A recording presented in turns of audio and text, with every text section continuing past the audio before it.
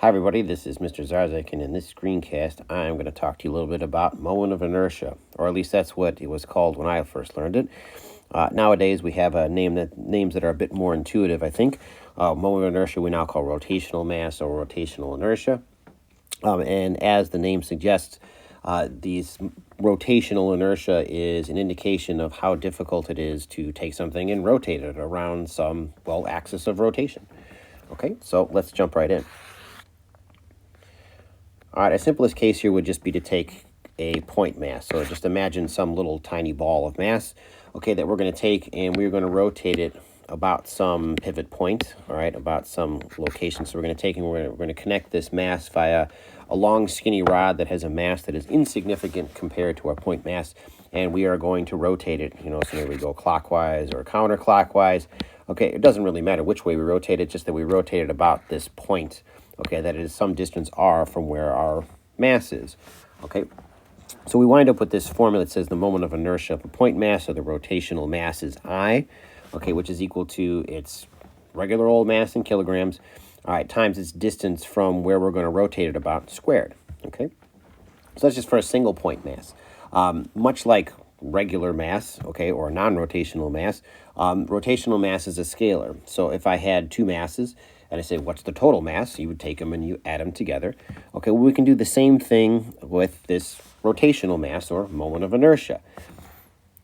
So imagine, if you would, that if we had two balls or three balls and we put them right next to one another, okay, and we wanted to rotate these three balls around this same location together, okay, well then this would be 3 times as difficult because we'd have 3 times the mass at the same distance, okay? Well, if we kept adding more and more of these masses, okay, in order to keep them at the same distance r, okay, my drawing's not very good here, okay, but you can see that they would gradually curve around here, and if we use a little bit of imagination, you can imagine if I kept going, okay, eventually I would stack enough of these next to each other to where they would make a complete circle. Now, it would be a little bit bumpy, but it would be a rough version of this shape, okay, which is just a hoop. Okay, so you can kind of imagine if we had like a bunch of little balls, okay, next to each other, they would make a shape that was roughly a hoop. Okay, in which case I would apply this sum up. Let me get rid of my terrible drawing here. If I would sum up all these little contributions of these little moments of inertia together, I would get some overall rotational mass or overall moment of inertia. Okay, so then if I wanted to smooth it out rather than thinking of like little balls, okay, well then I can take my hoop, okay, I can make it and slice it up in itty bitty teeny tiny little pieces. How small? Infinitesimally small. Okay, so small that we wouldn't even call them mass. We would call them little infinitesimal chunks of mass like that, okay, little DMs, okay, and that's of course the differential. All right, so then what are we doing here? Well, we're trying to figure out the moment of inertia of this thing that we're going to slice up, okay, into small pieces, and then we're going to sum up those infinitesimal slices. So if our slices are infinitesimals, rather than the sigma sign that says to sum up, we have the integral. Okay, so we're going to integrate all these little teeny tiny little slices of mass that are all sitting at the same distance r from the center of our hoop, okay, and so we get this r squared dm. All right, so then the analog here is if we've got discrete chunks, we sum up the chunks, mr squared plus mr squared plus mr squared. Okay, here we've got a bunch of little infinitesimal chunks all at the exact same distance from our axis of rotation, which is just the center of the hoop. All right, so then to integrate this, well, that r is really a constant, which means that r squared is constant. So what are we integrating? Just the integral of dm, which is, of course, m. So we get this r squared m, okay, where this m here, I'm using a capital letter here because this is a hoop of mass m. Okay, we typically use capital letters for a constant. The mass of the overall hoop is just some value, all right? And so if we look at this, I'm going to put the m in front, okay, just because I think it looks kind of funny like that. It's not Mr. Squared. No, it's the rotational mass of a hoop is its mass times the radius of the hoop squared. Okay, it actually has the exact same formula as a single little point mass. That's kind of interesting, all right? This approach, all right, can be used to figure out the moment of inertia of everything. the more complicated the geometry of the thing, the more difficult it becomes to apply the integral. Okay, so I'm just going to show you one example where we have to do a little bit of tricks, okay, in order to make it work. Okay, but we can still start with this same basic approach of I is equal to the integral of r squared dm. All right, I want to look at this here. Okay, so what we have here is we have a uniform rod. Okay, and when I say uniform rod, all I mean is that whatever material it's made out of is the same. So like, you know, it's a solid steel rod or it's a solid aluminum rod, okay, of some length. All right, how long is it? That's arbitrary. It's not important. Okay, so we're just going to assign it an arbitrary length of L. Make that a little less cluttered there. Okay, so we want to take and we want to find the rotational mass of this uniform rod. All right, well, before we set about doing that, the question we have to answer is where are we going to rotate it about? Are we going to take and are we going to twist it around, you know, one end? Are we going to twist it, you know, about its center? Are we going to put it somewhere in between? Okay, so for this particular problem, we're going to take and we're going to rotate about its center of mass.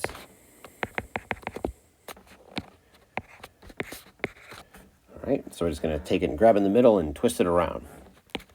Okay, if I write my equation, so I, the rotational mass, is equal to the integral of r squared dm. Okay, I run into a problem. Okay, I can't just integrate like I did before and say, oh, mr squared, everything's mr squared. It wouldn't work, see, because, well, if I'm starting at this little center point, okay, as I move either left or right, the distance from the center point for each little slice of dm, so like, you know, if I wanted that slice, okay, well, then that's going to be at like this distance here. This would be my r. If I was talking about this little slice, it'd be at this distance r.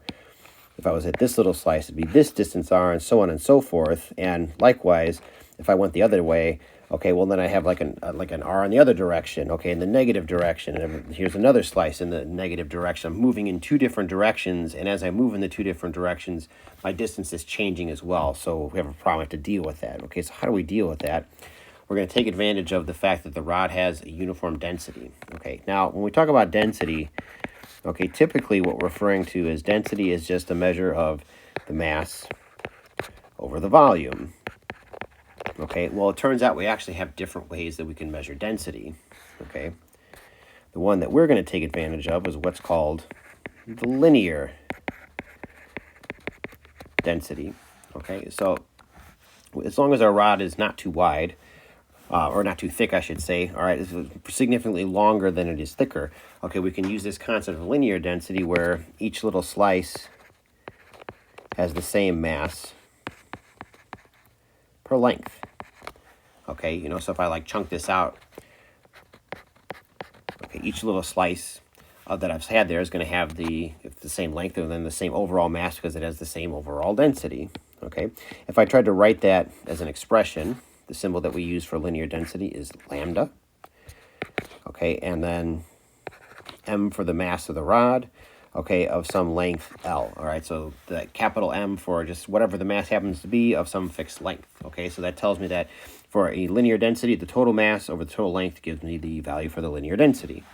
Okay, I can take and I can rewrite this like this and say the linear density times the length is equal to the mass. Okay, so I'm just rearranging the equality.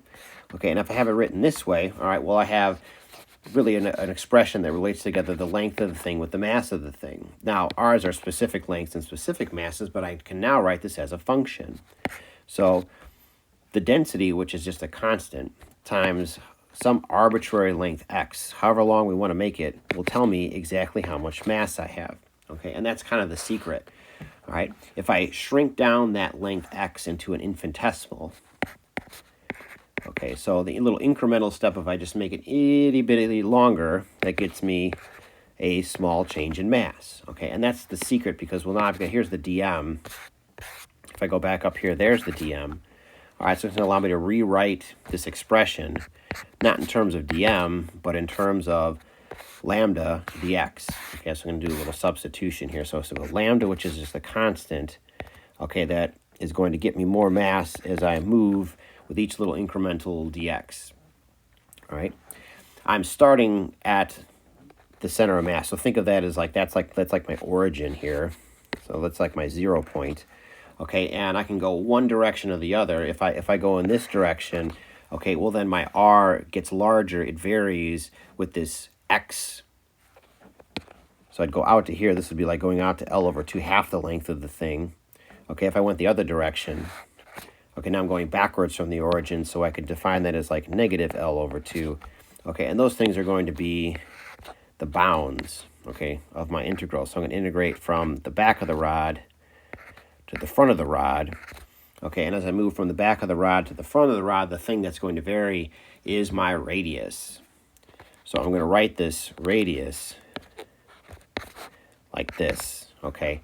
It's the variable now. It's the thing that's going to change. So I've reformulated my little integral of r squared dm to now read, now I've got a definite integral, so I'm integrating over the length of the entire rod from one end to the other about the center of mass. Okay, so that center of mass is my origin, which is how I get the negative L over 2 over to the positive L over 2.